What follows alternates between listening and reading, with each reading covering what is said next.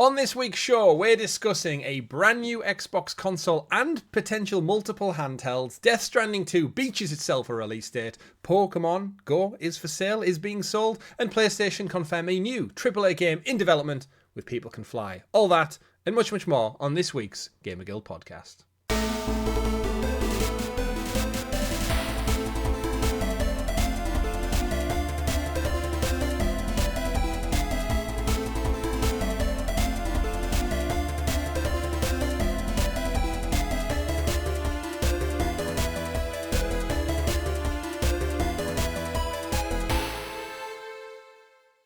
Good game, everyone, and welcome back to the GamerGuild Podcast, your weekly show where we get together and round up all of the week's video game news for your listening or viewing pleasure right here on youtube.com/GamerGuildTV and available up there in the digital clouds on your podcast platform of choice. Just search for GamerGuild TV or GamerGuild Podcast and you will find us there discussing everything.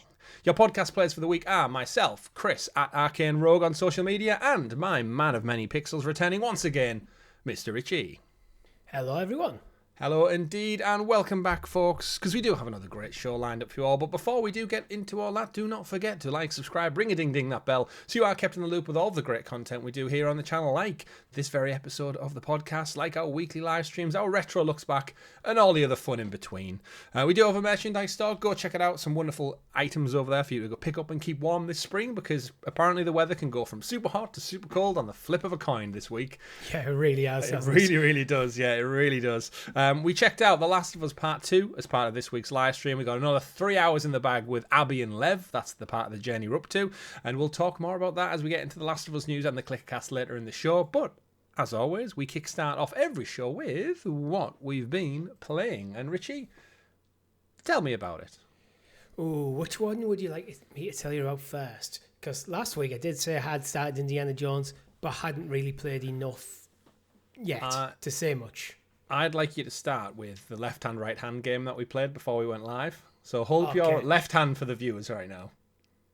This is my left hand. Right. Now, audience Chris got in the confused chat, by this. In the comments, tell Richie why he's wrong. I've said that it's attached to me. Yeah, but hold up your left hand. Right. Now everyone tell him why he's wrong. And we'll move on to what you're actually playing, because your left-hand, right-hand game is really, really bad. No platinum trophy for you. So Indiana Jones, you've been chipping away. Yes, so I've pretty much 100% of the Vatican. I think there's just a few fights of the boxing ring I need to do. Even the Pope's not done that. True. But he's the tried. Pope's busy. He's also not very well at the moment, I think, so. Yeah. It's probably a good reason. Yeah. Now I'm in Giza, and I've done all the mysteries, done a few of the side quests, doing a bit of story, then I'm going to do some more cleanup before moving on. It feels quite weird, doesn't it, going from quite a dense linear area like the Vatican where it's all walls and rooms to just go explore an open desert area. It's polarizing for the first couple of minutes I found of like, I don't really know where to go because you can just go in any direction. And to be honest, I think it's got a bit of a throwback in terms of the style of video game it is, having these kind of almost like these open zones where you go in, they've got, okay, here's a map, it's fairly manageable. It's not small, but it's manageable. And then when you do that, you go to the next one and then to the next one, rather than forcing it to be an open world. Yeah, and it is kind of nice to just be going, right, when I'm going around the Vatican, it's like, right, I'm at the point of no return for this part of the story. Let's just spend some time mooching around getting all the collectibles before I move on. Good. So you're enjoying it then? Oh, very much so. Fantastic. Because we do have some Indiana Jones news lined up in the news this week. We've got some interesting details. I'm guessing you've been playing something else as well, though. Yeah, well, I've kind of shelved Avowed slightly because Indiana Jones has took my interest slightly more. Yeah. And then there's another game that I've been playing, which I know you've been playing as well, because we both bought it on last week's podcast. We did. We put our money where our mouth was, and we acquired some Split Fiction. Yeah. I thought yours wasn't due to arrive until well later into the month, or... No, it came Wednesday. Oh, good. Yes, we've both been playing Split Fiction, not together with our subsequent partners. Obviously, we won't go into spoilers here, but yeah, game's been reviewed very, very well. Subsequent partners. Yeah, well, suggest that we both split with each Yeah. other and go. We did. We took our left hand and our right hand, and we split. Did you get Tom or Rob in the That's a divorce? good question. I feel like I'd take Rob just because I've known him longer. But yeah, either way, that's a whole different conversation. Yeah, Split Fiction. We won't go into too much spoilers, but I'm probably about, I'd say 4 or 5 hours in with my wife. Really enjoying it, having a really good laugh with it. It is just kind of non-stop action. The game doesn't really have any moments where you have any time to like kind of rest. There's some little, I guess, less intense exploration bits, but yeah, the humor, the storytelling, it does get into the game quite quick off the bat. You kind of get the premise of the game and just goes, yep, have at it. Loving the variation in mechanics, jumping around and playing as different characters with different, I guess, abilities, mission to mission. None of them really hang around or overstay their welcome. And for my wife, who's not really a gamer, we did enjoy It Takes Two. I think that kind of, the dynamic of like quite, for lack of a better term, simple platforming. You're jumping, you're grappling onto things, you're swinging. It's not overly complex. You're not talking like deep RPGs where you've got block mechanics, different stances, rolls, and dodges. It's very much a jump, swing, bounce off things. And there's some really good parts that had us like just really laughing out loud at it. And I don't know, how far would you say you and your girlfriend are? I think probably about the same actually. Maybe 5-6 hours. Yeah. I'm trying to think of a story beat that wouldn't be spoilers. Okay, I've done 2 main glitches. Okay, yeah, we're probably just ahead of that, I would say. We started the third one, and that's where we left off, just at the start of the third one. Right, have you used a mobile phone yet at all? I think Nat did. Right. Well, only one of the characters. Yes, that sounds right. That was quite a funny moment. Yeah. I think we're just after that bit, and we're currently in a foresty area, I would say, without giving too much away. Right. So you're on the second world, basically. It seems like, I think we went back between fantasy and fiction a couple of times. And, so you're in a sci-fi world. Yeah. But then you've been jumping into some like side missions that are fantasy. Yeah. And now you're in a fantasy world. Yeah, and boy did we laugh at the one with the, let's say, Animal Farm, to probably describe it the best. Without giving away, Nicola had probably the funnier of the 2 abilities, and she thought it was hilarious. Like, Did you blow the house down? We did, yeah. I did that and then was quite surprised when I got a gold trophy. It's like, yes. Yeah, there's a few trophies I think we've definitely missed, but they're not as frequent as you would think in this type of game. So there's definitely some replayability to go back. But overall thoughts from the 2 of you on the game so far? Loving it, both of us. We are actually then ahead of you because if you're in the second world where we've just started the third. Right. So we did. We not did including the side portal things. We did one really long night together, like probably about 3 hours or something, and then we did a shorter one for probably about an hour and a half or something. But really enjoying it, and the variations and such. It's well worth it. If you've got a probably wife, girlfriend, partner who you live with, definitely worth it. Even if they're not big into games, it's definitely something you can both pick up and play.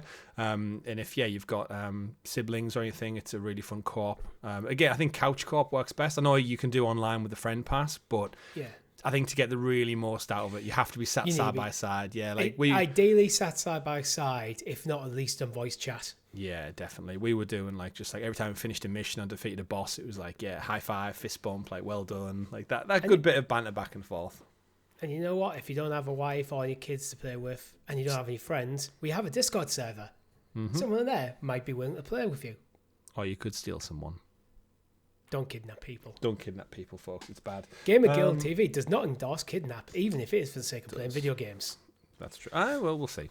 In terms of other things, I'm pretty confident in that statement. I've been playing it. It was my daughter's second birthday this last week, so she got her first video game.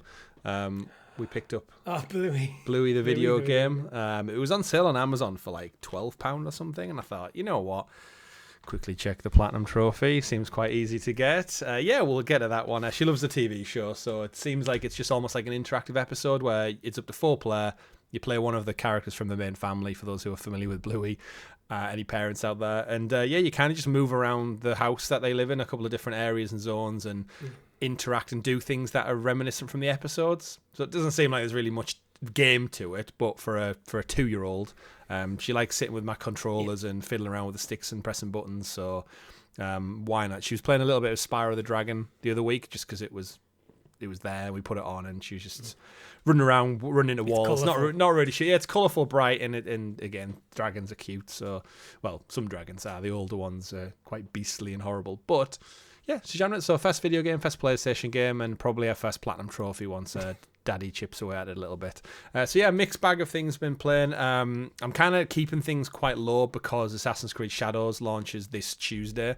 We should have a video up on the channel. Ubisoft have been kind of with the creators program to hopefully send us a code, I believe. So just ahead of embargo.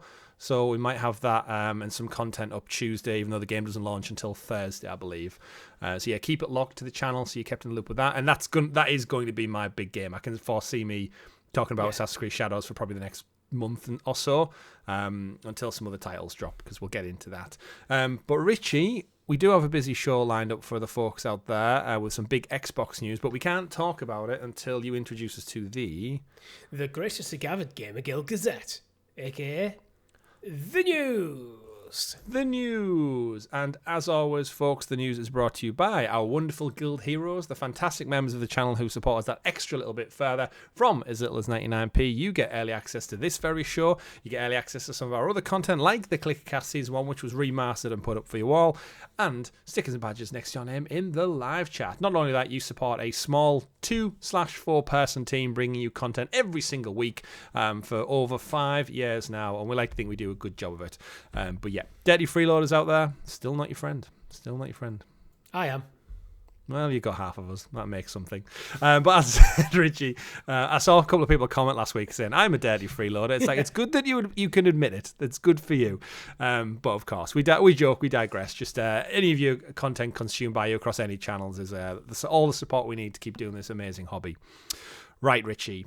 Big news drop. We've knew about it for some time. We've discussed it for quite some time. It's starting to get concrete now, which I guess means that the timeline is starting to ramp up for these things, and that is the news that the Xbox Handheld, which Phil Spencer did confirm a couple of months ago at the back end of last year, is accurate. It is coming. However, it may not be as it seems. That comes part of a kind of a double-barreled news that we'll be getting a handheld and then another handheld a year later, potentially, alongside the next-gen Xbox console. So it looks like they're going for a double whammy, hitting us with a handheld and a mainstay console.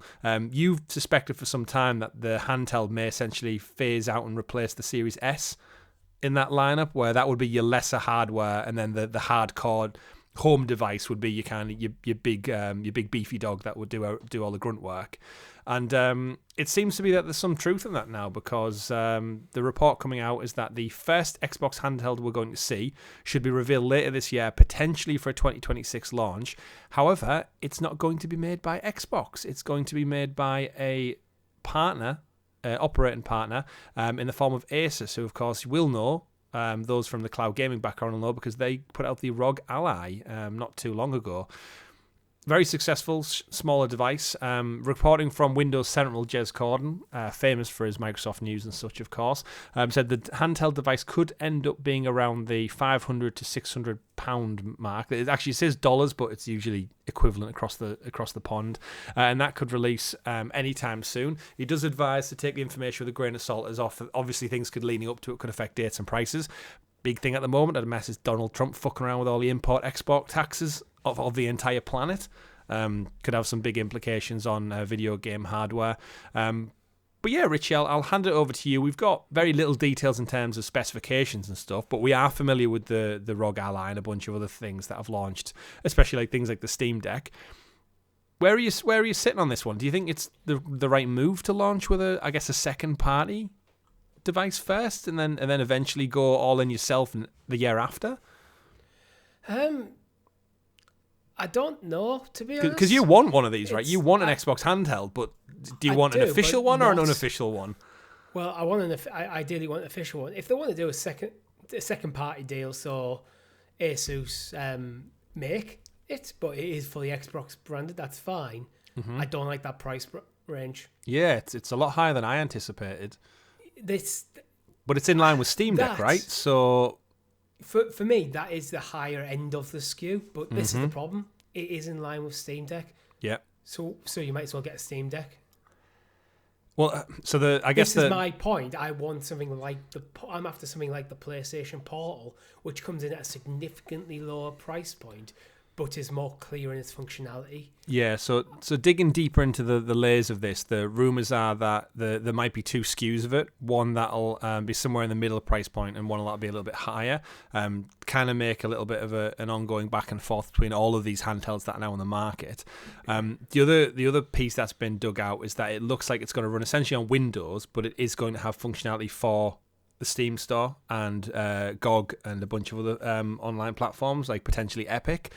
So essentially it will be an Xbox Steam Deck for all intents and purpose. But aren't you just describing the ROG Ally anyway? Yeah, but it's that Xbox brand, isn't it? This is where it's a bit odd all around, because we know we want it, but then I think Microsoft, with their Play Anywhere mantra and being on any platform and any screen, they want to, I think, embody all kinds of gaming, no matter how you play or where you play. So you can buy Xbox games on Steam, you can get them through Game Pass. And this is where I guess the state of Xbox is right now, is that they're almost so ubiquitous with being on any screen. Even if they put out their own hardware, it almost kind of just slots in with all the other third-party stuff. Yeah, I mean, I'm not necessarily against this, but you can buy a ROG Ally right now for 600 quid, which is the upper end of the range that we've said for this. Yep. So I'm looking at it going, what's the point? Where what I want is a dedicated Xbox device. I don't want a Steam device. I want a way of playing my Xbox cloud gaming games on the move, but I don't want to pay for functionality I'm not interested in. That's where the Portal is coming very, very useful for me, because it's kind of that, but it's also priced not at £600. So I don't know. For a next generation console, if this is then dockable, this then actually does kind of make sense. Yeah. So if instead of going for the next Xbox console, I could consider that handheld. All right, yeah. That would be probably a better deal for my kind of remit as well. Yeah, and then it's dockable, or then you can use it as a portable thing. I could be down for basically like an Xbox Switch. Yeah, the versatility of the Switch is what makes it so good, right? Because you've just got kind of two sides to the coin to enjoy wherever you want. But that's not the handheld I want for this current generation. Obviously I'm interested in an Xbox handheld as well. I think the replacement for my Series S would be the next point. Do you think in some way we've almost been spoilt with the success of the Portal, and that comes in at under 200? That now anything above that price point goes like, am I really getting that much more for, like, essentially you're going to pay £300 more for better hardware, but if you game £300 for hardware that can actually natively run the games. Yeah. The Portal is a remote player. Yeah. But for someone who's been such a cloud advocate, does that £300 justified? For me right now in this current console generation, no. Which is why I've never picked up a ROG Ally. Yeah. Because I'm paying for a lot of functionality that I'm not going to use. Where the Portal became very useful to me. So that's kind of what I want. I want an Xbox equivalent of the Portal. Yeah. Just a purely dedicated cloud gaming device that is an Xbox One that doesn't have any weird having to side load Windows or Xbox. Just plug and play, log into my account, there's my Game Pass list, everything that I can play on the cloud is there. And in a way, this could feed into the rumour of there being two SKUs. Like the lesser SKU could be a bit more of a basic hardware internally, but it kind of doubles down and focuses on, actually, this is more of a cloud Xbox device.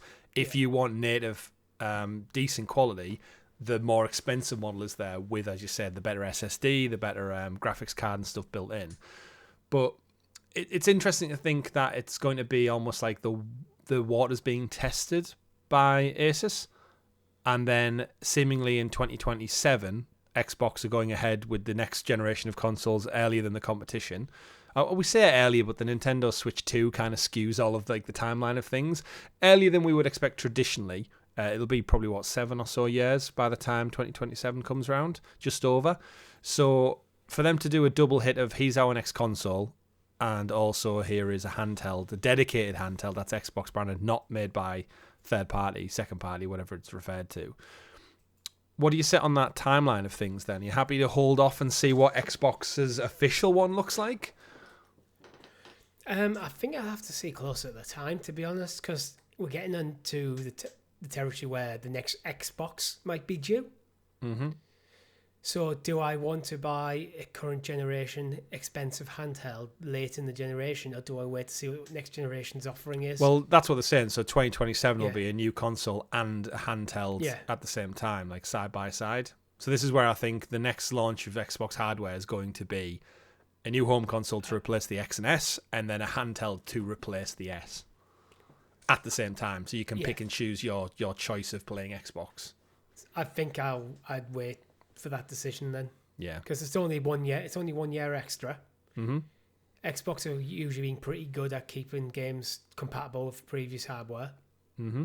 For at least you're going to be in that generational crossover where if there's anything like the current one, it lasted for quite a while before we started seeing games become current generation exclusive. Yeah. So I think it's one where I could sit and wait on to see what happens, and by that time we'll know more about what hardware, and then I can have like all the information to make the right decision. Do I go for a ROG Ally style, and ideally that is dockable, or do I go for potentially a console and a separate handheld? Yeah, it's one of those. I'm happy to wait. It's the state of the landscape, I guess, of console gaming right now as well is quite interesting. I've listened to a couple of gaming podcasts this week, and the conversation tends to be around judging this generation of like PlayStation 5 itself has been quite flat. Xbox, although it's been better than the one generation, it doesn't feel like it's really got going yet, and then Nintendo haven't gone yet, so they're kind of like they were always on the tail end of the original Switch, which was what 7, 8 year old at this point. So it almost does feel like that, and we've said many times, we did it when we ranked our favorite consoles of all time, that we said it's hard to judge the current gen because they haven't really got going yet, and if Xbox being in third place as they are, they're naturally the ones going to be pushing for the next gen to start earlier because it helps them, give them almost like a fresh slate. It does feel like talking about the next Xbox and a potential PlayStation 6, it makes you think like, I'm not ready for it at all yet. Not only financially, but also when I look at my PS5, I don't feel like I've really got those absolute bangers we got in the PS4 generation. And I feel like Xbox are only now starting to turn the corner in game releases where we're getting a quality cadence of really good titles. I'm with you there. I'm looking at my PS5 and going, I don't feel like the hardware is holding back the games. No, at the moment. Not at all. What I'm waiting for is the games. So I don't need 2027. I don't think I'll be buying a replacement PlayStation. Yeah, or potentially even a replacement Xbox. I just don't. I feel that it's too early. I understand why Microsoft are doing it because it feels like this generation have been held back by the Series S in a way that PlayStation isn't. So that was their choice. So by bringing up the next generation earlier, they can jettison the Series S earlier. Yeah, potentially, get away from it. But it does all lead into thinking like I don't mind it that there isn't any concrete rule that says these generations need to be in line with each other. It's just always the way it's gone. But you do have that elephant in the room of Nintendo are about to launch later on this year with their device, and we don't know how that's going to shake up the industry. We don't know what its specs are going to be like, if Xbox games are going to go onto it, because I think the way they're handling PlayStation right now, I can certainly see the Switch 2 launching with some kind of Xbox first-party support dropping onto it. I could see a slew of Xbox games being there day one for the Switch 2 release, and then that goes back to yours and my situation of, if I'm going to buy a new Switch by the end of this year, do I really have the scope for buying another console in another year? Or is it just like one too many? I feel like we got our Xboxes a little bit delayed into the launch of this cycle by probably, 2 or so years? 2019, they came out. Long delay. When did we get our S's? 22? 2021? Yeah, and that was because we got a Stadia refund, right? It wasn't necessarily just cash out of our pocket. But we went there day one, is what I'm saying. So chances are we might not be for this next one, and I might not be for the Switch 2 yet. Depends on what the launch lineup is and what it looks like. So it's an interesting landscape. But yeah, to hear Xbox going with a partner device, as they refer to it, it seems like they're almost like testing the water to see what but imagine being Asus and going like, yes, we've got Xbox exclusivity, we're going to put out Handheld, but we've only got really a 12-month window before our actual partners just shit all over us with their own device. It's almost like you're making... Yeah. You get the head start in the race, knowing fine well that Usain Bolt is behind you in second. He's about to leave the starting grid in 12 months' time. I feel like the Asus one is going to basically be a reskin ROG Ally, maybe slightly more optimized towards Xbox Play. It is the PC equivalent. Yeah. It's not the console versions. Yeah. It doesn't matter too much with Xbox because Play Anywhere means literally you can switch between them seamlessly. So, yeah. I think it's largely going to be a Xbox branded ROG Ally. Yeah, I think that could be a good shout. That it's price efficient. And then this is going to be the premium tier for Handheld. I think the Xbox One will be the cheaper option. Yeah. I think that's a good shout with a repackaged ROG Ally. And in a way, allowing partners to go early, it could give Microsoft a 12-month kind of beta period for the software. Like, see how it functions with maybe Windows and Steam and see what the sales are like, and then go, right, do we want to commit to a dedicated Xbox UI? Or are we just going to stick with the ROG Ally one because it's went well, where multiple storefronts are accessible? Like, they probably haven't locked in all that finer detail or contractual stuff just yet. So yeah, I think maybe this partner device is a 1 foot in the pool kind of deal. See how it goes, test it out, tweak the software behind the scenes, the layout, and then go all in with their own. It's an expensive equivalent of Sony doing a backbone. Yeah, the backbone already existed, so they just slapped some Sony branding on and made it compatible. Yeah, correct. That's what I think they're doing here. So for Asus, 99% of the manufacturing is almost identical. Yeah. So it's going to be easy for them to produce. Microsoft then don't have to worry about ramping up production for their premium handheld line, so they can focus on having the production for their next console and the entry tier handheld. Interesting stuff. Do let us know in the comments below what your thoughts are on the Xbox Handheld. Do you want a dedicated first-party device, or are you quite happy to pick up a third-party one in the meantime while we wait for this new slew of Xbox consoles? Let us know below, and we'll bring it up next week. Moving on to the second story of the week, we got a new trailer for Death Stranding 2 on the beach from Hideo Kojima and Kojima Productions. It also came with a collector's edition and a release date of June 26th. This was part of the SXSW panel that we anticipated anyway, because if you recall, Richie, during the State of Play, they set aside any Death Stranding news and said it was going to be showing up at this event, so no surprise that we got some solid information from the event and also a release date. Powered by the Decima engine, coming June 26th, as I mentioned. Pre-orders go live probably by the time the show, it's March 17th, so I think when this show goes up. It's going to launch with a whole slew of different versions, as I mentioned, collector's edition included. But yeah, we've got some new content. We've got a new trailer. It's just as zany and wacky as all of Kojima's stuff you'd imagine. There's stuff with Priest. The babies in the game always seem to be at risk of a potential threat. And it just looks... how expensive the collector's edition is? 250 quid. Oh, that's the one that comes with everything. Yeah. But that inky statue thing's pretty sick, though. Not that I'd want it. I'm kind of past that point in my life now where I want collectible statues, but it does look cool. But yeah, we're not going to go into the detail of all the collector's editions because there's multiple ones. Deluxe edition, digital deluxe editions, which digital deluxe, I always think if you're not getting any physical out of it, like what good's another skin or the digital soundtrack, for example. You're really going to boot the digital soundtrack up and listen to it when it's probably just going to be on Spotify anywhere. But yeah, we got a date, June, Richie. So that's another PlayStation exclusive coming this summer.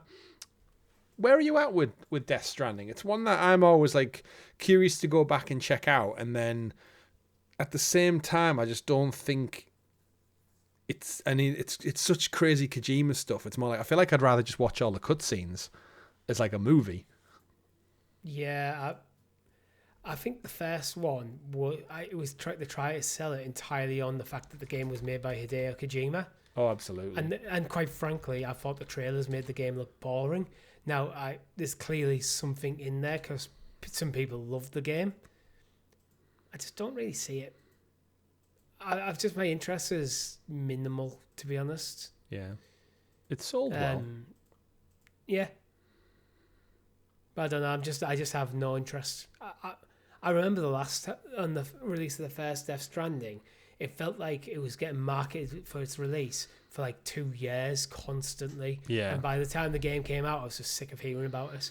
Yeah, well, this one, reading direct from the PlayStation blog and the website, it says, what kind of game is Death Stranding 2 on the beach? Death Stranding 2 is an open-world action-adventure game played from a third-person perspective where the player must deliver cargo, overcome enemies, both human and otherworldly, explore a post-apocalyptic world by foot and vehicle, and piece together a complex and compelling sci-fi story. Do I need to play Death Stranding to enjoy number 2?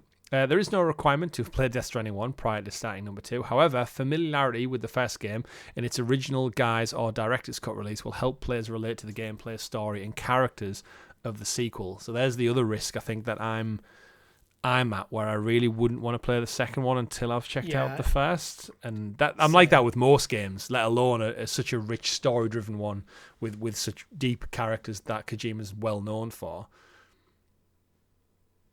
So yeah. But we got a date for it. I'm the same. I wouldn't touch 2 without playing 1. So. It looks wild. Just like between all the different characters and the Alan Wake puppet and the cat with demon wings and. One day we're going to have to jump into Death Stranding on the stream and just see what it's about. Yeah, absolutely. I started. I think one of them went on PlayStation Plus for free. It might have been like the director's cut at some point. I have the PS4 version on disc. It was like I find it funny how Death Stranding's got a director's cut. Hideo Kojima broke away from Konami, made his own studio, then made a director's cut of his only game to release. It's like, surely the first cut is the director's cut. You have full control. Yeah, that's true. That's true. I think it was more Sony slapping a title on them because we got Ghost of Tsushima. Was it director's cut for that one as well? Possibly, yeah. And then The Last of Us didn't. They went with remastered. So I'd be very curious to know at Sony head office what their branding is for this. Like Days Gone is Days Gone remastered. It's not director's cut because the guy's left and just hates Sony now. So it's definitely not his final edit. But yeah, I guess it just adds a bit of like gravitas to it. It's like Game of the Year edition, isn't it? It just gives it a bit of pomp and circumstance for a game that's done well. If it's got a director's cut, it must be well revered if they've gone back and give us more. Like Lord of the Rings extended editions and the Schneider cut and stuff like that. I think it's just a marketing thing more than anything. But there's a lot of people in the comments of this PlayStation blog complaining about the collector's edition not having a physical copy of the game. Yeah, I hate it when they do that. Why would you buy something so expensive and physical, and then the most core element of the product, the game, which all of the other collectible stuff is centered around, doesn't come with it? It's a right fuck on, especially with the ones that do. He's a steelbook with a disc casing slot, but no, we're not going to actually put the disc in, which is probably the cheapest thing in the whole set.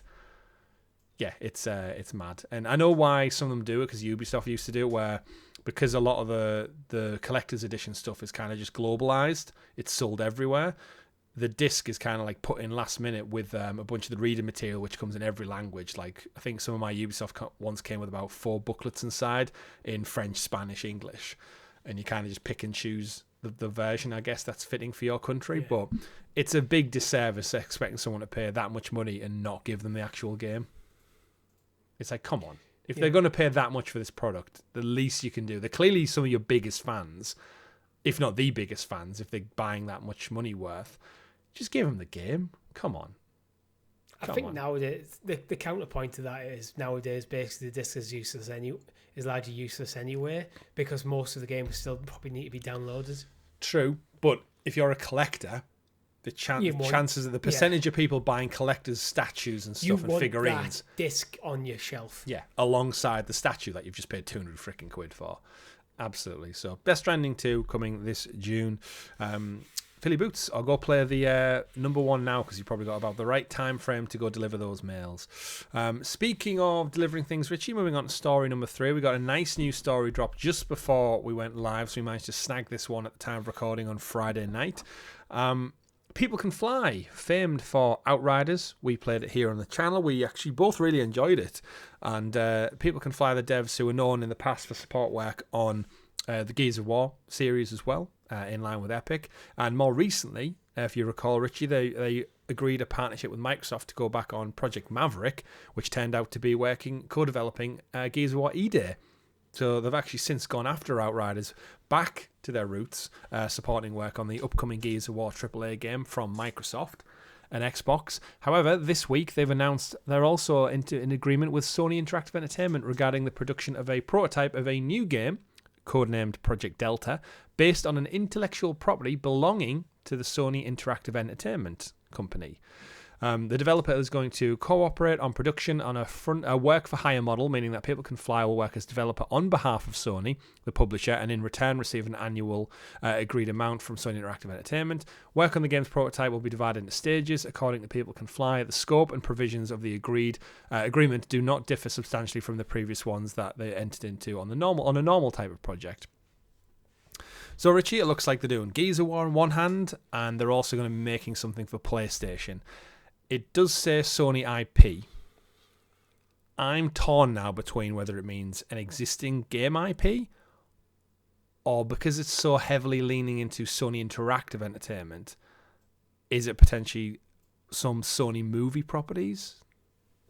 They have obviously things like Ghostbusters and stuff in the wheelhouse as well. And initially when I read the article, my brain went to, what's available? Uncharted's available, Bloodborne's available. But then I was like, oh, hang on a minute. It does make a point. It doesn't say PlayStation Studios. It says Sony Interactive Entertainment, which I know is the umbrella company. But you know when you're like, if you're not trusting your first-party studios to it, I can't see it being a solid top-tier IP. Well, it might not be a lack of trust. It might just be a lack of interest from a first-party studio. So something like a Killzone. Guerrilla, bit too busy doing other stuff. Don't have much interest right now. Yeah, true. I'm trying to think of like People Can Fly with their history in Gears and subsequently Outriders. I'm thinking it's got to be a third-person kind of cover shooter. And I'm thinking, what do PlayStation have? They've got SOCOM. That was made by Ben Studios, but I guess they're now free as well because they had their project pulled off them, so you might as well give it back to the home studio.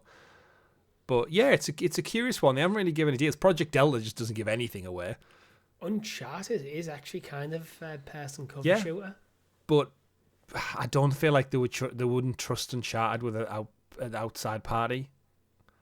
I think Uncharted has to stay in-house. True, yeah. And again, I think if you've got Bend and Bluepoint available, you just give it to them. We've said many times in the show, both Bluepoint did the Uncharted Nathan Drake collection, that makes sense, and Bend did Uncharted Golden Abyss for the Vita. So you've got two studios that are currently free, recently just stripped of their projects. You would give it to either of them before even thinking about going outside of your own four walls for it. But I'm like, People Can Fly. Like, they're a good studio. They've made good games. They did get a little bit shafted on Outriders, if you remember, where Square Enix wouldn't give them the cash. Yeah. And they had this whole we haven't even broke even yet, 3 years after launch. But we really enjoyed it. So I think they've got the chops to make something good. This is why I think it may be PlayStation or Sony, in fact, looking in and going right, what IP can we get off the ground with this cross multimedia pollination? The Last of Us has seen huge success. The Uncharted movie was good. Mario, Sonic, everything's firing on all cylinders right now. We've got a Minecraft movie coming out. I can see this PlayStation / Sony digging into their archives and going, right, what IP do we have? And now I'm saying it out loud. Killzone, you said, is first person. Resistance, they're both first person. I read an article earlier this week about Sony potentially looking to reboot the Starship Troopers franchise. And we know Helldivers received very, very well, but that's not solely owned by Sony. It's Arrowhead as well. People Can Fly, they could probably pull it together a good, like Outriders with a skin of Starship Troopers, so instead of shooting other human type creatures, you're shooting giant bugs instead. I could see that being a thing, but that's just me thinking off the top of my head of what IP Sony Movies has. I don't think Ghostbusters is really in their wheelhouse now. It's not, I think, popular as it once. Well, it's definitely not as popular as it once was. I'm looking at a list of close first-party studios and see what IP is kicking around the bucket. So you got like Japan studios like Ape Escape, Loco Roco, which is clearly not the direction I'd expect them to go. No. We've mentioned Bloodborne. There's a lot of stuff I just don't even recognise in this list. What else does Sony have? Bad Boys. You're gone the movie route. Yeah. They did have Bond. Obviously, that's now Amazon. Could they do a James Bond game, maybe in partnership with Amazon and Sony? I don't know. I think Amazon trying to get involved in game publishing might be one of the reasons why they bought Bond. Yeah. I mean, we also have the Project 007 coming from IO Interactive. That must be close to getting a reveal, like a big reveal of some sort. But yeah, they don't really have that much, I think, they don't really have that much quality, to be fair. The Jumanji movie, Bullet Train, there's nothing really, Zombieland, there's nothing really that's like, whoa, that is like solid video game adaptation stuff. So yeah, it might just be back to more PlayStation IP. I mean, I would be more than happy to see People Can Fly have a crack at Killzone or Resistance. Infamous, that's third person. It's been a while. If they're trying to expand on what they can do as a studio away from shooters. Yeah, but this is the problem though. I think if they went back to something like Infamous, I don't think People Can Fly with their track record could put out a game that would look better quality than Sucker Punch did in 2015-14. I just don't. Like when we've gone back to older games and think, damn, they look so good still. Yeah. I don't think Outriders even comes close to something of like the Order 8 and A6's quality. So my worry would be Sony would go, we can't give them an IP that they're going to make a worse looking game of, because it'll be just dragged through the coals. Yeah, it ends up in a Prince of Persia situation. Yeah, so it needs to be either a brand new, like something that's not a video game, or something that's so old that it can be compared apples to oranges.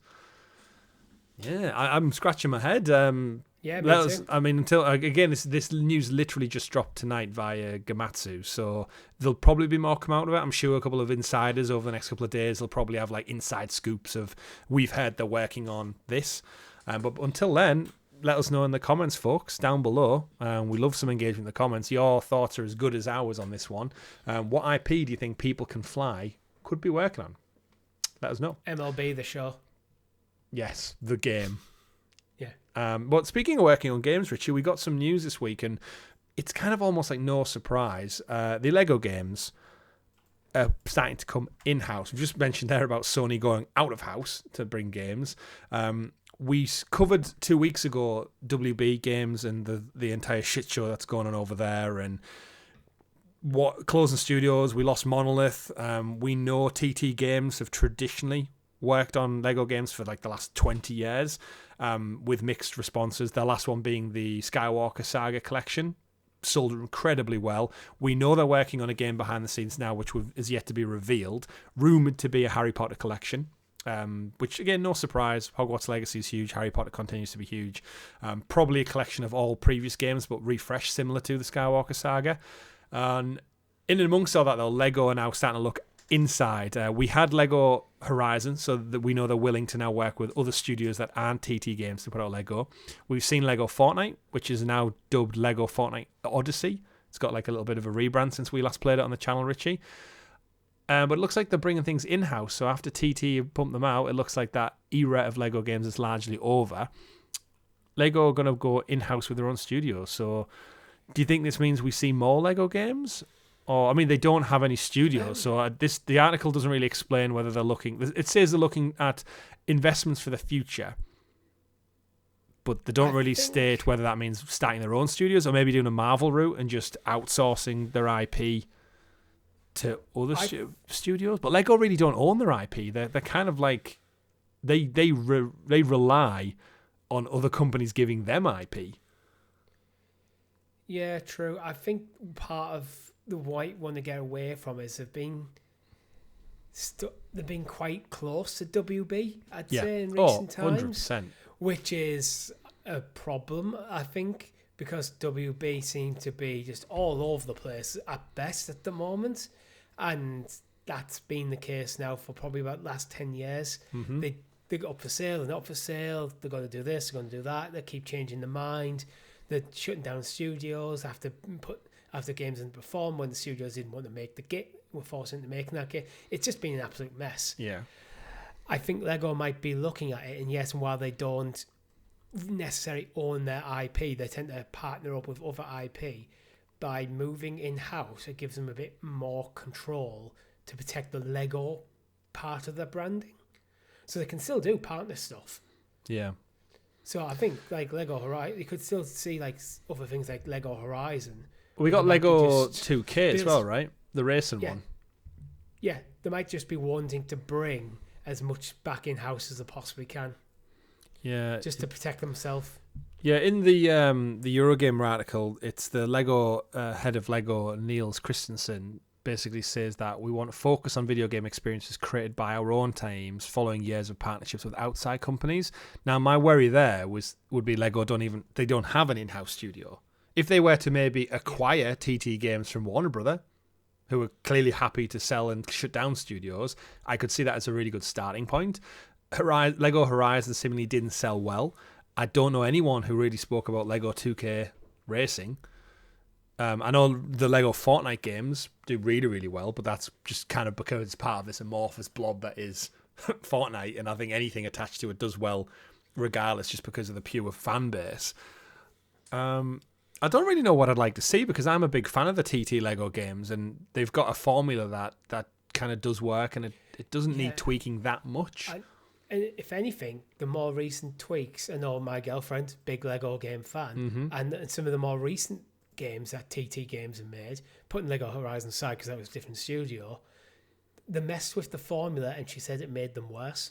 I'd agree. I think the pinnacle for me was the Jurassic World games were brilliant. Like again, some of this is, I guess, reliant on the IP itself. If the franchise lends itself to an open world video game like Jurassic World did, it had multiple islands, multiple characters, multiple dinosaurs, that works. The Avengers games were kind of peak as well. Lego Avengers did, and then they did the second game, and it was Lego's Marvel Superheroes. Yeah, the Batman DC ones kind of lost their way a little bit. We got like 3 Lego Batman and then DC villains, and it was like, you're doing too much now. The Lord of the Rings was a disappointment. The Hobbit was an utter shit show letdown because, again, going to call you out, TT Games didn't finish it. We're missing a third movie, which is why my heart is in, please give us a Middle-earth collection in the style of Skywalker Saga and whatever this Harry Potter is. But yeah, I had Lego Dimensions, the Toys to World game, where you got Lego figures, you got a portal pod, you put them on, and you went in, and they had like a Lord of the Rings level, they had a Back to the Future level, they had an E.T. level, they had Gremlins, it had like every IP from my childhood, and I loved it because I got the Lego figures without having to buy the full set. So I got like a Mogwai Gremlin figure without having to buy like an 80-90 pound Gremlins set that I didn't really want anything other than the figurine. I've got my Marty McFly on his hoverboard without having to buy an entire Pine shopping centre to go with it. So yeah, it was Lego Dimensions was great for that, definitely. But I think your girlfriend said it right. I think they've went downhill. I did enjoy Lego Horizons, but me too. It was very simple. It wasn't a proper Lego game. You weren't destroying environments. A lot of the things that you expect from a Lego game weren't there. Yeah.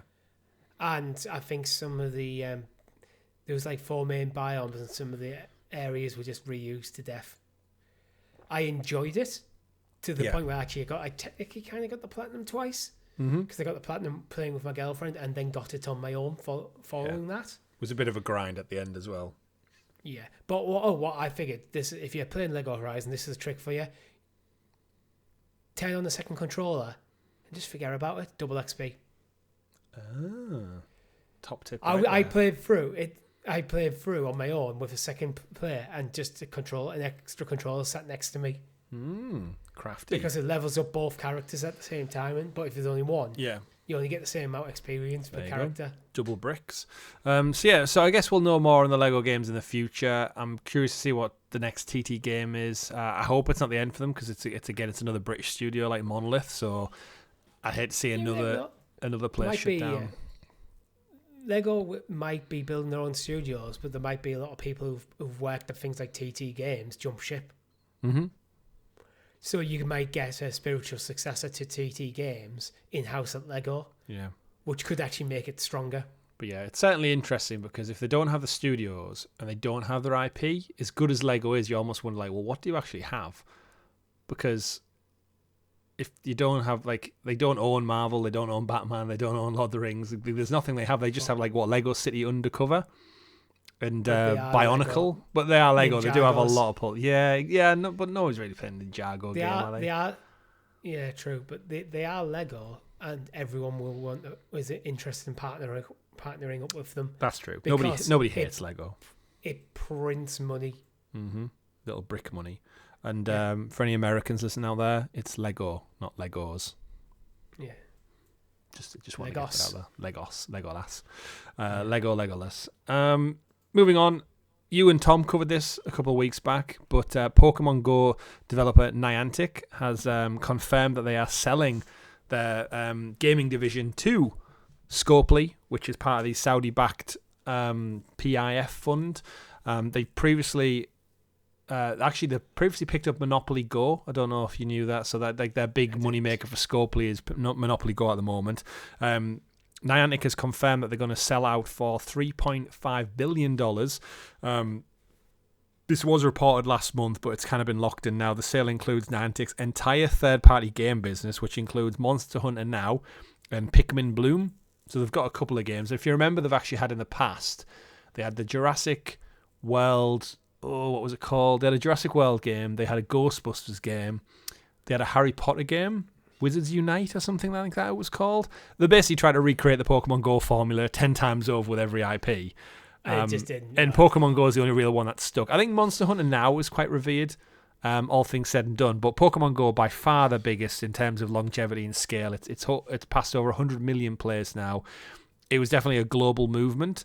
But Scopely and the Saudi PIF fund seemingly getting into gaming. $3.5 billion is almost as much as Disney paid for Star Wars, to give you a concept of how much money that is and what you could get for that, just to acquire it. Niantic did go on to say that the IP and stuff that they work now, they're going to spin out a fresh company off the back of this, using the cash injection from the sale to grow the company and naturally evolve it into two complementary paths, one focused on creating games and bringing them to the world, and others dedicated on advancing augmented reality, AI, and geospatial technology, whatever the hell that means.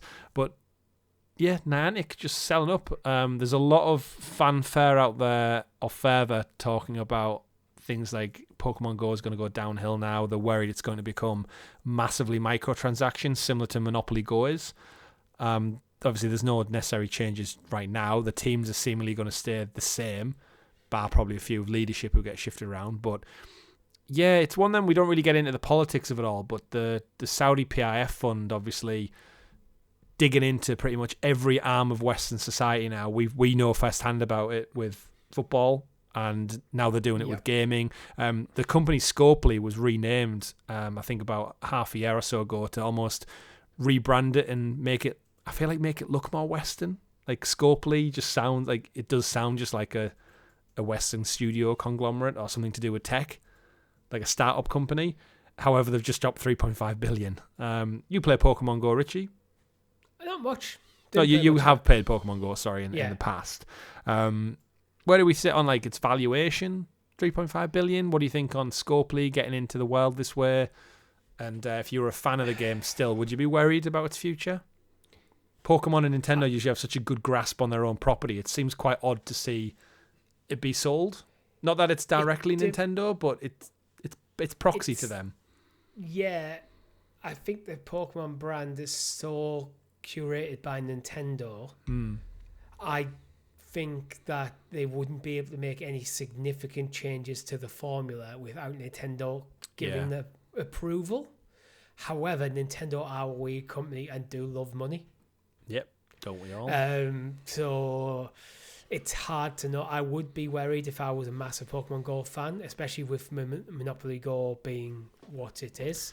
Yeah. But Monopoly Go apparently generated $1 billion in revenue. Yeah, it's a different type of game. And it's definitely more money focused. Monopoly, literally, the game is spending money, so I can see how that does. To give you a quote, just to add to your conversation, as part of the purchase, they put out a quote saying, "We have every belief that Pokemon Go will further flourish as part of Scopely, not only into its second decade, but for many more years to come, under the mission of discovering Pokemon in the real world and inspiring people to explore together. Our partnership, along with our decade-long partnership with the Pokemon Company, means we can maintain this long-term focus. Scopely believes in our mission of ongoing goal to create the best Pokemon Go experience possible. Their focus will be to support our team, providing resources to continue delivering the gameplay you all know and love." So I guess if you're a fan of the game, if anything, this just drives home the message that it ain't going anywhere, which is a good thing. Like, if it's worth $3.5 billion, that means, like, hey, you're going to get another decade out of your favorite game of all time. But yeah, what would you want to see come to Pokemon Go? Like, is a lapsed Pokemon Go player anything can get you back in? Or like, I wouldn't even say I was a lapsed player. I was never really into it. I remember being on holiday with you and you were going out for beach walks with some of our friends, collecting sand shrews and stuff. Yes, there was about a 1 week period in my life when I was on holiday with you where everyone around me was playing. But that is literally about the only time I played. Wow. I thought you'd be more into it. You still playing trading card game? Yeah. So that's more. Well, I think it was with Pokemon Go. It was this weird game where it's like you have to go outside to play a game, and if you didn't happen to live in the right area, it was crap. Yeah. And it's just like I just didn't. I guess you didn't move much, did I? I mean, for my job at the time when it launched, I was like traveling every day, like to Newcastle and stuff, and I was commuting, so I was out in the real world. Where I think, your 10-minute trip to the office and back, you're not really going to pass at many Pokestops or. So I wasn't playing passively. So it'd have to be an active choice. And I remember thinking, it's like, yeah, I could go outside in the rain and get ran over by a bus while trying to catch a Pidgey. Or I could sit here and play an actual Pokemon game. Fair enough. I was just never really into it. I do know your girlfriend was, though. I believe so, yes. So she is a big Pokemon fan. Gets them out and about. I think, again... she has never played a mainline game. Wow. That's backwards. I know, I need to teach her. Yeah, that needs got to catch them all the games. But yeah, Pokemon Go lives on. The Scopely integration into our society continues to happen. Who knows? As long as funds go towards Newcastle, I'll be okay with it. Interestingly, I'm looking at it. So Scopely is a subsidiary of Savvy Games, which is owned by the Public Investment Fund. Yeah. Nintendo own a 7.5% stake in Savvy Games. So EA, Take-Two, Embracer, Nexon, and Capcom all have stakes. These conglomerate companies just have tendrils and everything, don't they? Yeah. They really do. But moving on to some non-tendrily based news, Richie, we got this month's PlayStation Plus games for the premium catalogue, which includes some decent ones and some not so decent ones. These are the games that you can play as part of PlayStation Plus Premium and PlayStation Plus Extra. Lining things up, we have UFC 5 on PlayStation 5 coming. That's the most recent entry in the MMA fighting series. We also have the critically revered Prince of Persia: The Lost Crown, which was the most recently mythologically Persia-inspired side-scroller, very Metroidvania style. Came out, January last year? So it's just over a year old, just over. Yeah. Captain Tsubasa: Rise of New Champions on PlayStation 4, which is a soccer game. You've got Mobile Suit Gundam Battle Operation Code Fairy. I'm all I'm really going to say. Arcade Paradise, shout out to the old Stadia Pro game. Bang On Balls Chronicles, You Suck at Parking, Siberia: The World Before, Arcade Paradise, but VR this time. which is kind of all you really need to know about that game list. And then rounding things out, we've got a collection of Armored Core classic games. This is kicking things off with Armored Core from 1997, the original PlayStation Classic, followed by Armored Core Project Phantasma, which was the 1998 release. And then we also had Armored Core Master of Arena, which was the 1999 release of the same franchise running. Of course, we recently had an Armored Core game released last year, I believe. It's the From Soft. Rubicon. Yes, what a name. So Armored Core is back. It's one of those PlayStation repackaged ones. It'll come with all the rewind features and no doubt some trophies as well for those Armored Core fans out there. All in all, though, Richie, Prince of Persia, great. UFC, great. If you like UFC, you probably already bought it. Everything else outside of Armored Core, pretty much a shit show for this week. Yeah. This month, sorry. Yeah, I'd say so. I mean, there might be some stuff that you're interested in, but you kind of know if you're interested in. Yeah. If you're interested in Bang on Balls Chronicles, let us know in the comments. Yeah. I want to point out as well, Mobile Suite Gundam Battle Operation Code Fairy is not part of the Gundam Warriors series. It just took the name. Bang on Balls Chronicles and You Suck at Parking. Like, they just scream mobile, clicky games rather than shovelware. That's the word for it. Shovelware. Arcade Paradise is decent, but yeah, for me, it's Prince of Persia. Yeah, 100% Prince of Persia for me. That's about it. In some of the Game of the Year conversations, game on that list I'm interested in playing. Yeah, maybe one of the Armored Core games might be fun, but I think the old one, I'd probably start Fires of Rubicon now, if that's the case. Yeah. Although I don't know if that sold that well, you know. I know it was just FromSoft kind of flexing. Now they had Elden Ring out the door. They've got Sekiro waiting in the wings. They've got Bloodborne if they ever want to go back to it. They're pretty much set for, I think we said when Fires of Rubicon came out, they're pretty much set for making millions for decades to come with that roster of IP. But they were able to go back to Armored Core. And I think if you're a fan of the series, go back to its roots and experience that.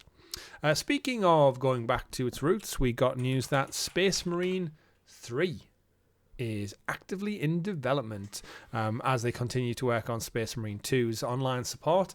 Saber Interactive confirmed that it's officially been announced, but that's all we know so far. It's in the early days for Space Marine 3. Saber confirmed and said that they're now only starting development. However, the studio does promise the next installment of the third-person sci-fi shooting series will be an even more immersive experience and introduce larger-scale battles that are even more spectacular than ever seen before. Safe to assume we're going to take control of the Ultramarines captain Demetrian Titus as he pops up in Space Marines 3's single piece of promotional art that they put out with the news. Players can look forward to an immersive campaign, a multiplayer mode, and innovations that will redefine the standards of a third-person action-adventure games. We all take our learnings and apply them to make an even bigger, more spectacular game for the third installment. No surprise with this one, Richie. Nope, for me. No surprise at all. The only surprise is how early they've announced it. Yeah. Space Marine 2, one of my most enjoyable games of last year. Fully got me into Warhammer, back into it for a moment. Really enjoyed the campaign, dabbled a little bit in the multiplayer, but as our listeners know, multiplayer is not really my bag anymore. The kind of horde mode that they had in it is just, super fun. But Space Marine 1, full playthrough up on the channel right now. Space Marine 2, highly recommend going to check out. You can pick it up for a really good price now. And it strikes me as the turnaround for this one won't be too long either, because they kind of have the engine, the world, the assets. This strikes me as something that we'll probably see in about 3 years. Yeah, I was thinking maybe 2 or 3 years. Yeah, which is great because I think that's the cadence for like these AA style games, is that if they keep it in the same wheelhouse as the last one, is the stories, I don't want to say simple, but it was very much a game of like, here's your mission, get from A to Z, kill loads of shit on the way. Mission 2, here's the plot, get from A to Z, kill loads of shit on the way, rinse and repeat, and then there's a big boss fight at the end. But it's in this gorgeously realised world with tons of lore, beautiful character assets and animations, phenomenally fun combat, and then it's also got this bigger world that attached to it that if you want to dig into it, you can go explore for the rest of your life, probably Warhammer lore. Yeah. And I feel like AA's on a bit of a resurgence, just because as people having less time on their hands, getting a bit burnt out by like massive 100-hour games. Yeah. Well, you look at, I think the best example for me is Final Fantasy VII Rebirth, which is a 100+ hour game, and then if you want the platinum, you have to play the whole game again on a harder difficulty. this is where I think people you get a bit burnt out. It took me probably over 200 hours to platinum Metaphor. Mm-hmm. So having games like Space Marine that are a bit more time friendly, it's nice. I definitely feel like there's a bit more buzz around them. Yeah. As the quality of them is no longer lagging that far behind. Yeah. They're definitely at good enough. Yeah. And obviously the Unreal engine as well. Unreal 5 is clearly just like now developers are really starting to get their head around the tools. We're seeing some stunningly beautiful games come out from smaller studios that look on par with some AAA expensive ones. If I was Saber and then by proxy the Embracer Group, we know Embracer have 100 studios or something. In the lead up to 3, I would be really keen on getting one of their smaller studios to work on a remaster of 1, because that's currently only available on PS3, Steam, and backwards compat with Xbox, so there isn't a modern version. I would get one of your smaller studios, graft away for 2 and a bit, 3 years on a Space Marine 1 remaster, use the framework of the first game, polish it up, use Unreal Engine to overlay it, get that out maybe half a year ahead of Space Marine 3, and then come all out with a 1, 2, 3 punch of here's the Space Marine trilogy. That will print them money, I think. Yeah, I'd do the same. Rather than doing another SpongeBob game. Come on. You could do something you have to good. you have to do SpongeBob. They're not bad, to be fair. I don't know why I picked SpongeBob. Easy target. Yeah. Moving on. Mind you're the one who's just bought Bluey. Hey, don't diss Bluey. You're coming to my daughter's birthday party this weekend, and you're going to see a lot more Bluey than you ever hoped for. I'll tell you that much. It's themed all over the place. But I digress.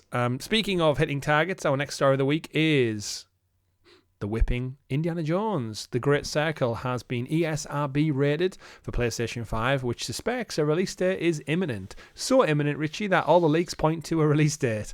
And we have that release date from the reliable leaker Bill Coon. I think it's Bill. Is it Billy B. Coon or Bill Coon? I'm not sure, to be honest. Not too sure. Either way, he suspects it's coming April 17th, so just over a month away, according to our reliable leaker. Indiana Jones and the Great Circle, of course, critically revered, available now on Xbox Game Pass. Stunning performance from Troy Baker. Richie, you're currently playing it. Bill Coon claims the Great Circle standard and premium editions will be available as a physical release as well, and the price is reportedly going to match the Xbox equivalent, which basically means £70, $70 for the standard one, and then upwards to the collector's edition for £99 if you want that one. I think the collector's edition, if I recall, did come with some kind of... I think it came with a globe off the top of my head, an actual, with the Great Circle drew on the globe, and I think it opened up and you could put the game inside it like a decanter, which does look cool as shit. If I was ever going to get a collector's edition, having a globe, I own a globe already. If I didn't have one, having an Indiana Jones one, and then also knowing to myself that it's also video game related, and none of my family who come around and visit would, they'd just be like, oh, he's got a globe. But yeah. You're currently playing Indiana Jones. I loved Indiana Jones last year, and the reason I didn't fully 100% it was because I was holding out for replaying it again on PlayStation and getting that dirty platinum trophy. I don't know why I do this to myself, but I think it's because I'm such an Indiana Jones fan. I want to almost give it its merit, but I'm also a big PlayStation fan. There's something in my DNA which is I thoroughly enjoyed Indiana Jones because it's so close to my heart in terms of Uncharted as well. I thought I'm almost tested it out on Xbox, and then I want to buy it and get the platinum. Do you wait for the collector's edition and get that globe, the steel book? No, I don't. I don't have the funds right now for that. I also already have a globe, as I said, but I probably will be buying it to play and intend to get the platinum trophy on it because I thoroughly enjoyed it. And I guess for Xbox, this is where their double release window works, right? I played it first time round. They got my engagement. They got my Game Pass money. And then 6 months later, they're now getting another £70 out of me on top of the Game Pass model to play it all over again on PlayStation. No surprise this one's getting a physical release. We reported on the show a couple of weeks ago, Forza isn't getting a physical release. We don't suspect other games will either. Things like, why kind of thing, Sea of Thieves and Pentiment didn't. video listeners, the globe's at the end of the trailer. There it was. Yeah. And I think this one is getting physical release because of the IP. I think Disney probably have something to say in the contract of saying, yeah, if you're releasing this on other platforms, it has to match Xbox It's release the IP too. and the existence of a collector's edition is probably part of it. That's true. Which, to be fair, they could have just went, we're not doing the collector's edition for PlayStation. If you want it, you have to come over Xbox. Well, the collector's edition, does it come with a disc, Richie? Because if it's just the steelbook but no disc, then you could just go whack a PlayStation 5 disc in the box and it won't make any difference. I But have no idea. April 17th, not too far away, which means we're probably going to get an announcement, I'd say within the week or two. I wouldn't be surprised. You know what, sod's law, this episode goes live on Monday. It's already out probably. Monday. It's going to be Saturday or something on Monday morning that the trailer drops and it's coming to PS5. Should we film a little segment just in case we need to edit it? No. It's out now. I'm not editing it twice. Just now. Breaking news. All things said and done though, it's good to see it on other platforms. I think it saw over 4 million players across PC and Xbox. So a huge game. Really glad it's done well. It. Won loads of Game of the Year nominations, and definitely check it out. Whether you're an Indiana Jones fan or just an adventure game fan, go check it out. Moving on, though, one of the things I checked out this week was the Silent Hill F trailer. We got a random stealth drop on Wednesday, I believe it was. Konami's been quite quiet on Silent Hill F for quite a while. We got that, if you remember, back in 2022, we got that kind of like quadruple release of Bloober Team were doing Silent Hill 2 Remake, and then we had Silent Hill F, and then we had a new movie announcement, I think it was, and then we also had, there was a fourth one. What can I remember the fourth one? F, Silent Hill 2. What was the fourth one? My brain can't think. There was four things. Was it the short message? It was a freebie. Townfall, something fall. Can't remember. Either way, we got a trailer this week, which essentially shows off something new and different for the series that's coming out. I think off the back of Silent Hill 2 doing really, really well, the kind of interest in this franchise has now picked up massively. So according to this one, the creature and character design by Kira and the script is from someone you've worked with before in previous Silent Hill games. Silent Hill F is set in the 1960s. Its events unfolding in the rural town of Ebisogawa, based on Kaneyama, Gero, in the Gifu prefecture. No idea what any of that means. My geography for Japan is terrible. Here we meet our protagonist, Shimizu Hinako, an ordinary teenager who suddenly finds her home shrouded in fog, that pesky fog again, and changed in horrific ways. As Silent Hill F plays out, she'll explore a town she's no longer recognises, solving puzzles, fighting strange enemies, and eventually having to make a beautifully yet terrifying decision that lies at the heart of the game. This looks good, Richie. It's actually got, I mean, it's always going to, but it's got such Resident Evil Village vibes, but with a Japanese skin over it almost. Yeah, I'm getting that a bit. Like Resident Evil 7, Resident Evil Village, but setting it in, instead of like with a bunch of hillbillies, setting it in like a Japanese town. Yeah, I mean, traditionally the franchise has been in the town of Silent Hill. Yeah. Like, so it's interesting that they're actually, I think it's so different from what players of the franchise have been expecting. I think it creates an interesting, especially with like the mythology of like kind of Japanese culture and stuff with the Oni and the different creatures and dragons and stuff. It could lead into a really creepy horror. And we saw a little bit of it in Ghostwire Tokyo. Obviously, totally different type of game, but in terms of like the horror that can lean into, there's some really interesting things there. And I think shifting away from small town in America could make for some really interesting tropes. But no date on it though, unfortunately. You'd think if they were going to put out a trailer that actually give us a date. Do you think you see it 2025, or do you think this is maybe early 2026 now? I think it's 2026 at the earliest. If it's 2025, they'd at least give you winter 2025 or something. You'd think, yeah. I mean, it was revealed back in 2022, so... Yeah. Oh, it says wish list now, but the complete lack of date suggests not this year. They're not confident just yet. Yeah. Yeah. I think we can see something maybe at Tokyo Game Show or something, maybe back end of the summer. Yeah, maybe. Or I could even see Game Awards. getting a release date. Yeah. It feels like that kind of release. Yeah, indeed. But we'll wash that story aside and line up our next one, which is the reveal of PowerWash Simulator 2 has just been announced. Future Labs has just confirmed this week that they're going to release a next entry in the series for PowerWash Simulator. The relaxing cleaning simulator is going to get a full-blown sequel later on this year, at some point in 2025. Once again, they've not confirmed anymore. British Studio have confirmed that it's going to come with several major improvements for this iteration, including up to 4-player online co-op with shared progression, as well as 2-player local split-screen play, which I think is quite a nice little addition. The game is going to feature a central home-based hub for the PowerWash business, which you can customize with various furnishings and show off collectible rewards. The new game is going to feature a full new campaign, picking up where the original wacky ending left off. No spoilers here. That means we're going to go back to the filthy town of Muckingham, and is surrounded by Caldera County for more filth-ridden jobs. These include a parade float, tram, teapot, etc., etc.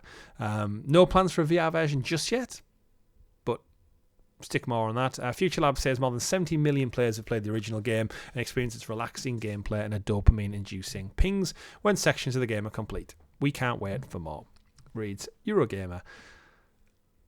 I'm surprised this is getting a sequel so much. It's one of those titles I don't think needs one. They've only just confirmed, or they've only just about to release the Wallace and Gromit DLC. And I think this is a play by the devs of almost like the game's been so resoundingly successful. They've made so many great partnerships. We had Lara Croft Manor. We've had, as I said, Wallace and Gromit. I think they've had about 5 or 6 huge IP drop into this franchise. Final Fantasy VII. They did, yeah, they did. So I think this is more of while the game's hot, let's whack a 2 on it and get essentially the same game out again. Whereas they could have just built on the platform of number 1. And I think going into a sequel with this hub world, you can see the DLC having just spokes off of this hub world already. I think they've probably feel maybe a bit constrained by the scope of 1, by expanding the scope, giving the hub world, building in multiplayer into the game, gives them so much more scope to do stuff going forward. So I think 2 will become a true platform where 1 unintentionally became 1. Yeah, I think 2, with that hub that they describe, it's pretty much setting up for infinite DLC, right? Yeah. If they're smart, I think they should bring over the prior DLC somewhere from the first one. So you've got that kind of brand recognition of there's Croft Manor, there's Wallace and Gromit, there's Final Fantasy. It like depends legacy content. Oh, Absolutely. It'd be cool if you could just go like in the hub world and go, you can just go play 1 inside of 2, the whole of 1. Yeah. But yeah, it's a shame they went with 2 and they didn't come up with like a more ambiguous name for just like Super the world. PowerWash Simulator. Yeah. But then that could be just confused as like a deluxe edition. So I see why they've done it. Numbered sequels always do well. Final few news stories of the week just to round out the show, Richie. We've got Rainbow Six Siege is coming up to its 10th year, and to celebrate the 10th anniversary, or season 10, however they date it, the Ubisoft have confirmed that the changes are going to leave the shooter evergreen as part of its update, dubbing the game its most transformative year yet. Set to land on June the 10th, the update will include headlines of Dual Front, a fresh 6v6 mode, an area of control gameplay set in a new map called District. When it comes out, the game is also essentially going to go free-to-play with access to all the aforementioned packs, including unranked and quick play modes, and the ability to earn up to 26 operators through progress alone, says Ubisoft. The game's ranked mode and Siege Cup are going to give access to more operators, and then they're going to be part of the game's premium editions, which would be the paid one. So it sounds like the base version is going to go free to play, with the option to upgrade and buy characters and stuff outside of that. Shout out to Rainbow Six Siege. We've always enjoyed it. We've played it on the channel. For those long fans of the channel, remember we kicked the Google Stadia team's ass up and down the town in Rainbow Six Siege. Absolutely destroyed them in a ranked match. But Rainbow Six Siege 10 is here. One of Ubisoft's few success stories in the last couple of years. Just keeps ticking away. It's one of those games that's just going to be a staple of gaming, I feel like, forever now. Like Counter-Strike and stuff. It's just there. It's because it's a first-person shooter that has a unique feel. You know, all the stuff that we found weird in modern Call of Duty, like the ridiculous skins and stuff like that, doesn't exist in Siege. It is a very, very grounded tactical shooter, and has never shied away from being that. So I think that's why it's found its like user base. Yeah, indeed. By being unique. Certainly has. And then rounding out the show, we've got just a couple of quick ones. I saw this today actually and thought, what on earth is the world coming to? But did you know you could now order games from CEX? I saw this today myself and was like, ugh. It's so for those in the UK, it's probably got different names around the planet, but yeah, Just Eat. Yeah, I think it's got different names in different countries, but I think Just Eat's the UK, maybe European equivalent. Uber Eats has probably got one. Deliveroo. You get the gist of what it does. They usually bring you McDonald's or Burger King or KFC right to your door. They've partnered with gaming specialist, or second-hand gaming specialist, we should say, CEX in the UK, also referred to as Sex. The UK high street chain is been added to the non-edible option on Just Eat's delivery app. It now offers games, consoles, cables and controllers to buy and have delivered and turn up at your door. Reading from the CEX quote, they said, in around 30 minutes, we're delighted to expand the reach of CEX customers to millions of Just Eat customers, making it even faster for them to get their tech treats on demand, said CEX boss David Butler. A list of best-selling items from CEX sold via Just Eat include Lightning, HDMI cables, PS5 controllers, and copies of Grand Theft Auto 5, as the quote says. You could also just download the games digitally, but if you're after a second-hand copy, it comes in much cheaper. Just Eat covers 97% of the UK with around 18 million customers. Yeah. I've just had a look at our local ones there. I mean, I kind of get it. But it feels like 20 years too late, but it's not really costing. And when we say sex, that's what they call it, not us. So it's cash exchange, right? Is what it's short for, I think. Yeah, it's just a thing.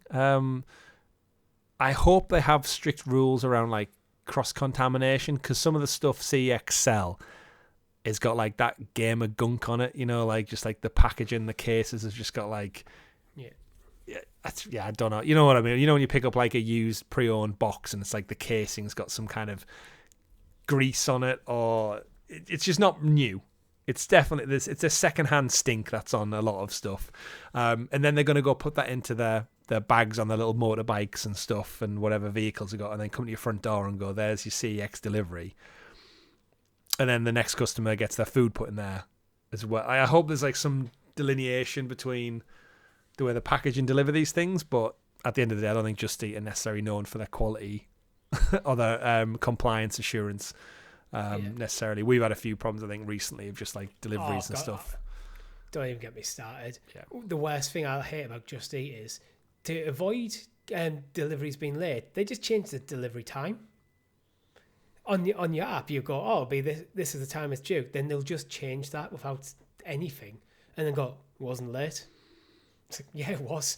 You can't change the expected your driver is on the way by an hour and expect it and call it not late. Your driver is on the way, and then you look at the map and he hasn't moved for 20 minutes. You're like, is he on the way though? We ordered from Pizza before using Just Eat. Wow. And we ended up bringing a pizza, and apparently we were told by the manager of our local Pizza Hut that the driver turned up late. So because he turned up late, the pizza was I cook a fresh pizza. So they told him it'll be 5 minutes. We're sticking it in the oven. So he just left. Busy people. And then Just Eat were like, not our problem. Yeah, it's so I don't use them anymore. I just don't. I think they're shit. Yeah, you're relying on like kind of just like middle employment. The quality of the company is how they handle problems, and they're pointing the finger at everyone but themselves and take absolutely no responsibility. So fuck them. Yeah, it's that kind of it's reached that scale, hasn't it? Where because you don't have middle management in place, like the drivers, I guess, in our local town don't have like a manager who oversees them to say like, right, get your shit together, guys, and holds them accountable to that. They just have like, I guess, a profile. It's like a business profile, and do you get star ratings like an Uber driver? But I'm not sure. I'm similar to you. I've started just going to collect it myself or delivering direct from the restaurant or takeaway, because you can trust them, and if something goes wrong, it's their employee you can hold to account. So I've had loads of problems with Just Eat, so it's not just a one-off instance. It's like pretty much every single time I've used them in the last 6 months, I've had problems. So. Well, now you can order sex from them, so that's something a little bit different at least. And then the prostitution in 2025, ladies and gentlemen. And then the final news story for the week is just in reference to The Last of Us HBO show. It airs pretty much a month from today, Richie. Less than 4 weeks, and we'll have the first episode of season 2 in our eyeballs. It hasn't begun airing yet, however, they did drop a trailer this week, and it's breaking all sorts of records. Via Deadline, the report says that the recent trailer clocked up more than 158 global views across all platforms in its first 3 days. This breaks all records for HBO and HBO Max originals, of course, including things like Game of Thrones and House of Dragon. The last trailer also outperformed previous teaser trailers by a margin of at least 160%, showing that interest in Season 2 is seemingly reaching fever pitch ahead of the new cast and the old cast returning for this 7-episode arc of Season 2. And I want to get that in there, I guess, to shout out the Clicker cast for you and me, because we'll be covering it every week on the show. And for those who are interested in The Last of Us or the show, who didn't check out season 1 or are maybe about to catch up, myself and Richie, we've remastered season 1. It's available now on the YouTube channel. But if you don't like listening to YouTube necessarily, you dirty freeloaders out there, mention you again, we've put all the original episodes of the first series up on podcast services as well for a limited time. So if you actually go to Spotify, go to whatever podcast platform you use and search for the Clickercast, you should be able to find it there. All 9 episodes are up available now. You're talking probably just short of 20 hours worth of content there, Richie. I think every episode we went for about 1 hour 40 on breaking it down. So that's all there. Put it in your ear holes, listen to it, catch up ahead of season 2 kicking off. Well, we'll be covering every week here on the channel. I'm excited for it. We're a month out, Richie. Where's your anticipation at now? Is it with the 158 million people who watched the trailer? You're on mute. You're still on mute. No, I'm not. I haven't actually seen. Yeah, I haven't actually seen the trailer. But I am excited. I do need to start. It's getting close to the time to start the rewatch of season 1. Yeah, 9 episodes to get through, and I guess we should also point out we're currently playing through the part 2 of the game still on the channel. So every Thursday we've been jumping in. I want to say we're probably about 3/4 of the way through now. I'm at that stage. Obviously, you didn't join me the last 2 weeks, Richie, so to keep you in the loop as well, I'm up to the point where you're with Abby and Lev, and we're going across the sky bridges. So we're quite deep into the kind of Seattle arch. Although I was saying to my wife afterwards, I was like, I'm pretty sure there's quite a chunk to go still, because you end up flipping back to Ellie, and then there's a whole part not in Seattle that we have to get to, and we have to return and see how other characters. There's a whole chunk yet, so we're out of time. I keep telling that this. I think the game is bigger than people remember. I've played it a few times because I got the original platinum and then the remaster platinum. And because we've done now 4 episodes? Is this 6? 6. Yeah. So it's 6 streams.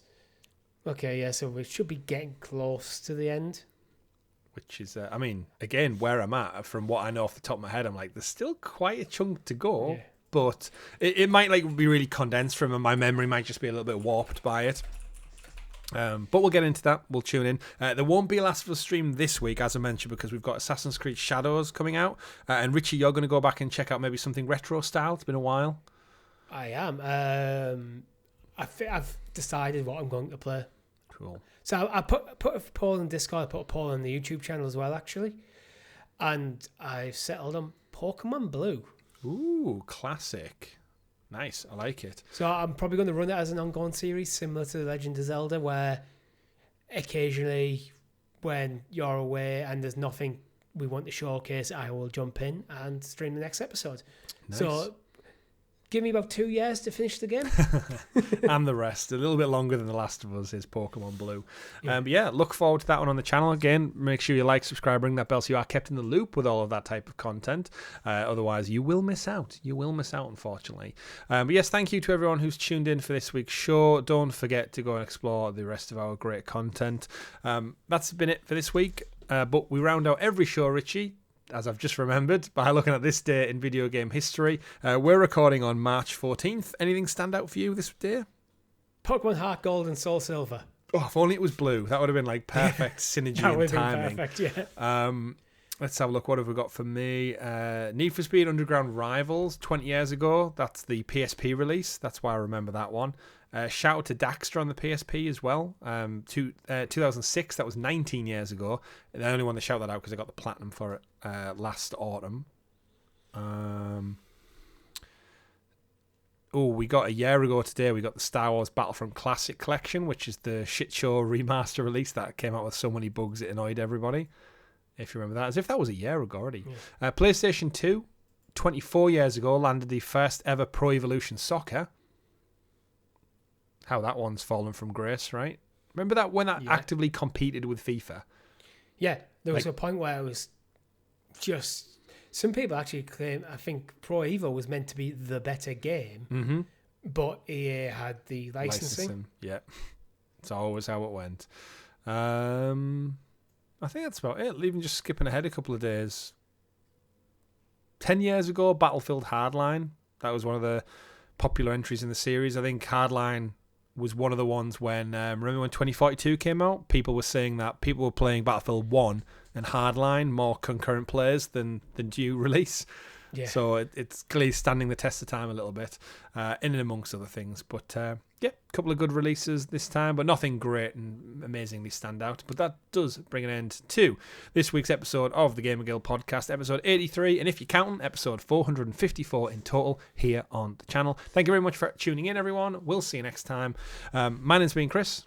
And I've been Richie. And remember, folks, play whatever makes you the happiest. We'll see you next time. Goodbye.